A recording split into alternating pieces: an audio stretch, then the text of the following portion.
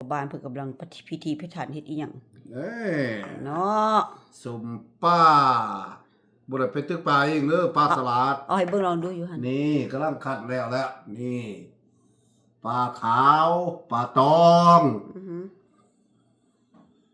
ปลาตองเมืองโขงแต่ว่าบ่ฮู้ว่ามันมาฮอดพี่ได้จังได๋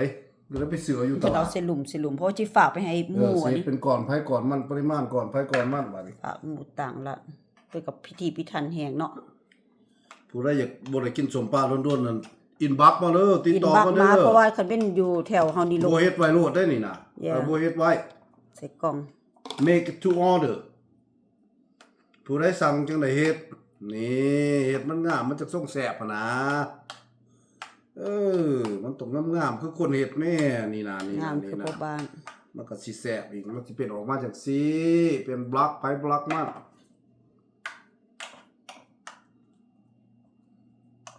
นี่